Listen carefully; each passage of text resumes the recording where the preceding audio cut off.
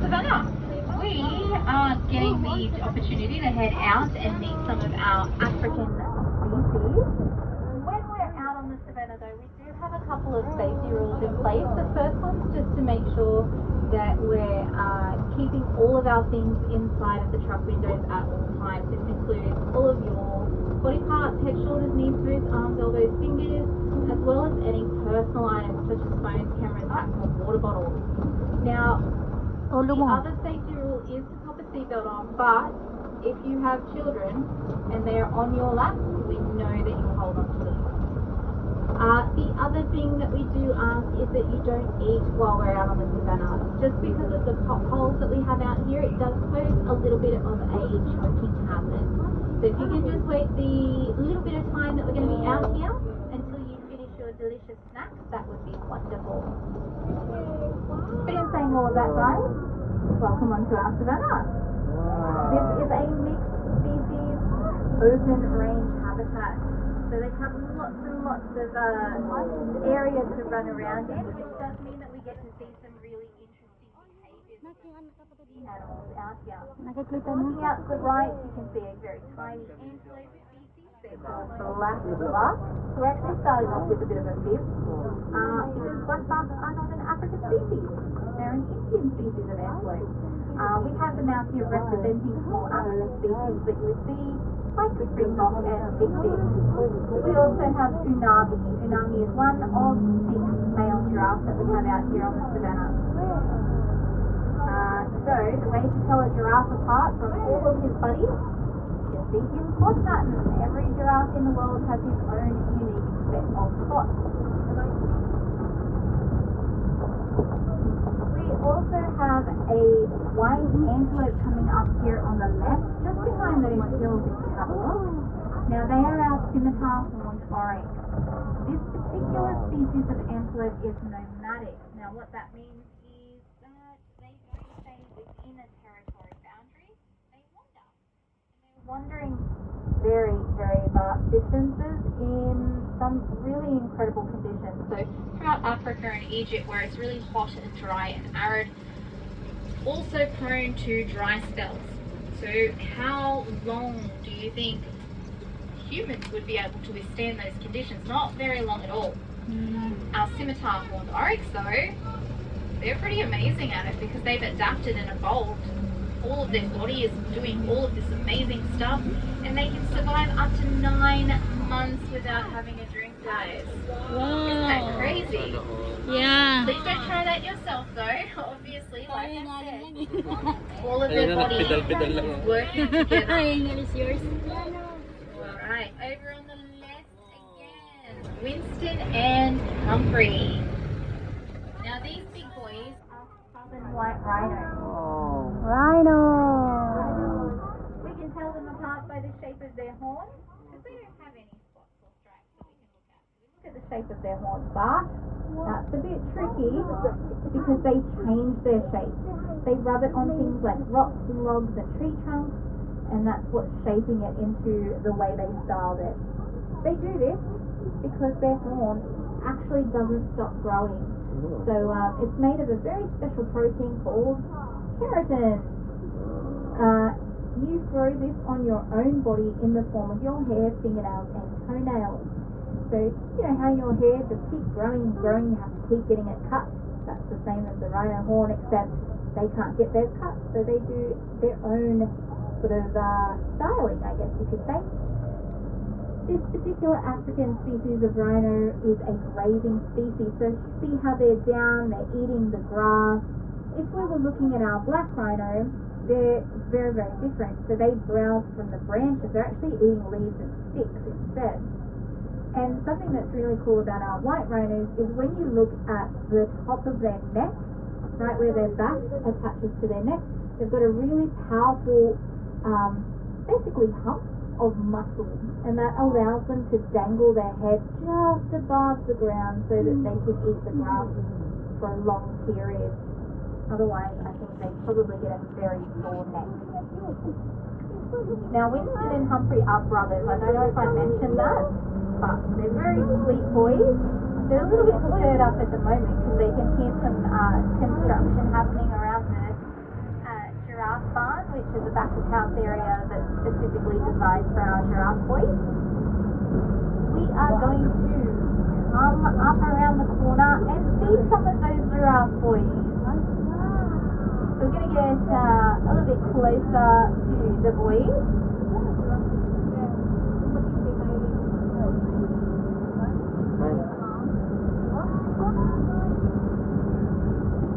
If you look out to your left, guys, you'll be able to start seeing them, and something really cute is happening. So we can see that Sabiri is laying down, and Hindu is the giraffe that is standing over Sabiri. And what he's actually doing, he's protecting Sabiri. There's no predators out here, but he's still going to do that. Hindu is a very protective giraffe. He's a very, very sweet-natured boy. So even though we don't anthropomorphize our animals, we don't give them human emotions, they still have their personality traits. And one of those for Hindu is to be very, very caring and protective of the other giraffes in the habitat. Very. Nope, you're just going to stand right on the side of the road. That's alright, I'll go around you. Are you standing there? So Zuri is this zebra over on the left-hand side. Nice and close, isn't he? On the right, we have his buddies Kari and Renako as well. Now, with plain zebra, I'm using the same way that I use for giraffe to tell them apart. So it's patterns. All the patterns are completely unique to each of the individuals. What's that? Zebra. Zuri. We got a zebra crossing, guys. No, he has stopped right in front of the truck. Zuri. Sorry, I'll turn the mic off for a second.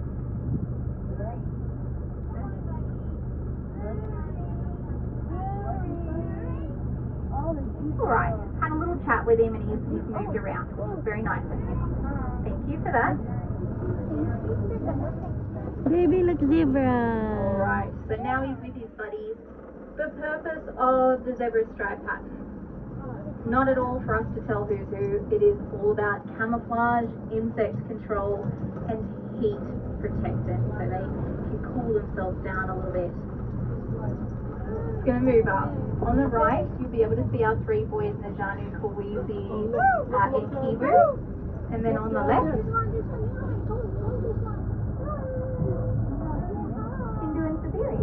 Hi, Sabiri. It's okay, buddy. You don't have to get up. Yeah, Hindu's looking after you, isn't he? Sweet boys that they are. Now, our giraffe, I know he's laying down. Even laying down, he is quite tall, isn't he? When they're born, they can already measure 2 meters tall. And our boys can get over 5 meters. We had a male out here, he was 5.4 meters high. And he was the tallest boy out here at the time. And funnily enough, his name was Alongi. And Alongi was very long. We're going to head back around, guys. And that's going to fix us to get a little closer to our rhino boys on the right-hand side of the truck this time. So we're swapping sides.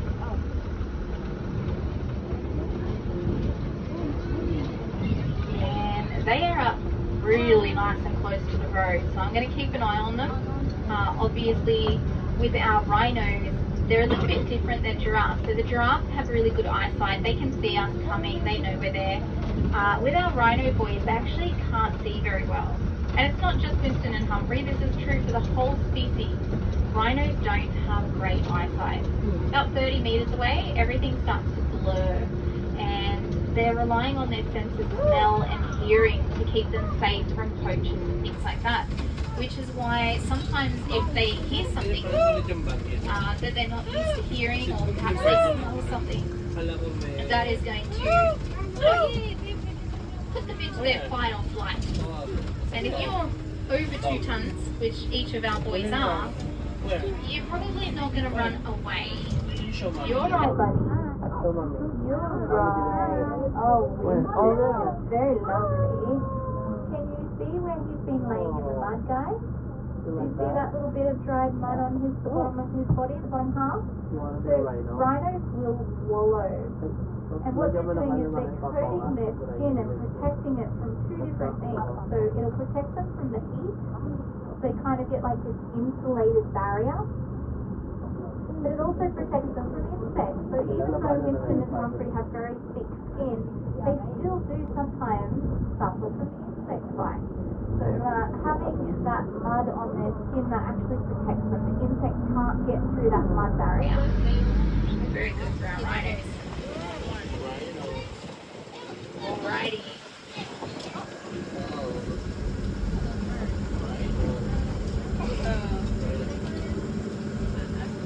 In just a second, everyone on our right, now you'll be able to see our scimitar horned oryx a little bit easier. These are our boys. Notice the beautiful curved horns. There are 3 other species of oryx, but none of them have these curved horns. And that is actually where the name comes from. So there is a sword, obviously it's called the scimitar, and the scimitar's blade is curved. And that's where they got the name. Alright, we're going to come up alongside Unami now. And you'll notice his beautiful chocolatey brown colour compared to some of our other giraffe. He's going to be coming up on the left here at the browse station. And this really dark colour comes from the fact that he's got fairly high levels of testosterone. Now, testosterone male giraffe actually go through a colour change. So if they've got very low levels of testosterone, look at the giraffe, baby. If their testosterone rises, they go that chocolatey brown. Look at him, how handsome is that?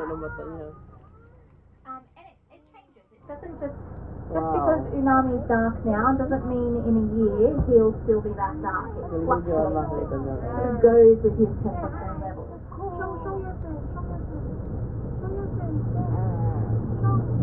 Now we'll move up because we've got a whole bunch of antelope and we don't want to get caught in between them. So our black buck, our very tiny antelope, the Indian species of antelope on the African savanna. Hi boys. So you can see our boys, they have those beautiful horns. Girls don't. So it's very easy to tell the boys from the girls is whether they have horns or not. We also have a very large species of antelope, so our common eland as well. Both the males and females in that species do have horns, but if you look at the horns, you can still tell who's who. So over here on the right, this guy hanging out here, one of our big boys. So when you're looking at his horns, see how they're really thick? They might be a bit shorter than some of the others, but they're thick, and you can see the twists in them very, very easily. So that's a great indication he's a male. If we're looking over at the left to our lovely lady who's laying down over here, she has very long, slender horns. They'll both use theirs for self-defense against predators. However, the males also use theirs for dominance against other males, and so they really need to be able to stand up to a bit of wear and tear. And that's why they're so thick. Move up a little bit, guys.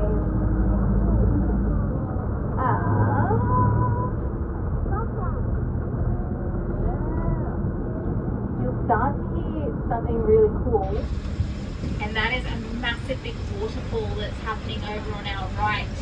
And it actually tells us what's coming up because we're going to be taking you through a river crossing. Excuse me. Sorry, dropped my phone. Dropped the phone? Okay, I can't get out and get it, but I will radio the keepers, so just hold tight.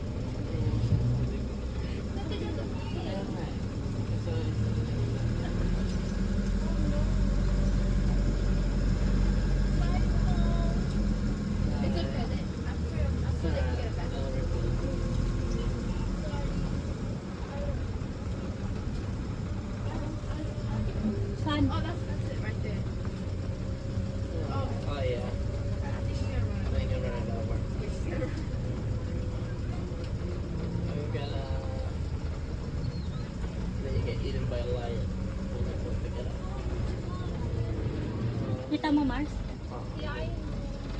ganun ni John.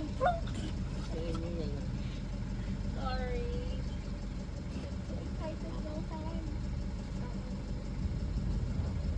Alright guys,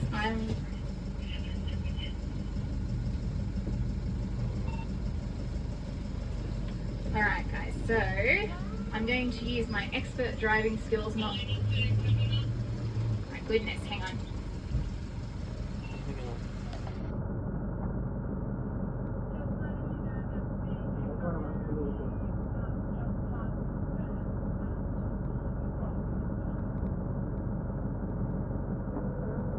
Naku, tumain na. Nabidyoan ko pa.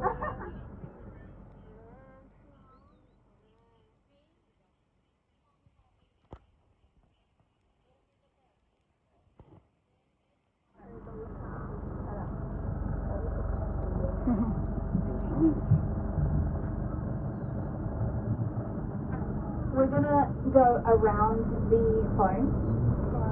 A keeper is on their way to pick that up. You may stay at the platform for a moment if you wish. However, it can take the keepers a while to get around here, so I'll just check with them and see whether they prefer you to pick that phone up from information centre. No worries. Alright guys, I'm just taking it slow. We've got our little kangaroo who's ended up in the drink, and he's a little bit nervous at the moment, so we're just going to go really slowly through here, as long as we're not making too much noise, because we don't want to panic him anymore. With our kangaroos and wallabies, they can overstress. They suffer something called capture myopathy, and it's where their little heart will give out if they're too stressed. So we're just going to give him some space. It's alright, buddy. You're okay. You're okay, buddy. You're fine. Yep, it's okay. See that? Yep, it's okay, buddy. Alright. We're going to go past him. Thank you all for being so quiet as we went past him. I'm sure the little guy really appreciates it. So, Jackson's just going to put the platform down. Thank you so much for jumping on board. Oh, it's not Jackson, it's Hannah. Hannah's going to put the platform down and release you, and we'll get in touch with the keepers and find out where to send you for your phone. I wish I never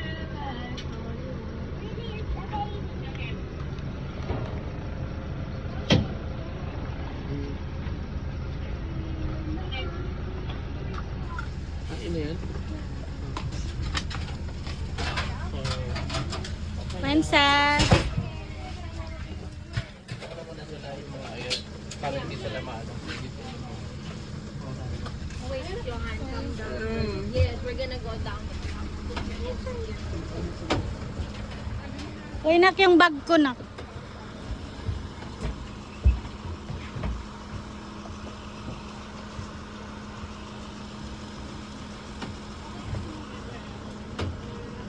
Hindi ka pala basta-basta bumaba. Hindi. Okay.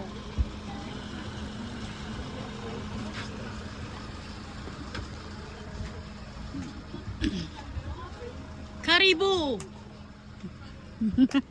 Talala yarn. Parang pwede ka na ba sa biyahe mamaya pa uwi? Ready. Another 6 hours. 6 hours yarn. 6 hours, bugbugan na lang. Ito yung ano, holiday. Yes. Ganda ng holiday ni Kelly, oh. Come on, princess. I'm gonna take you a picture here.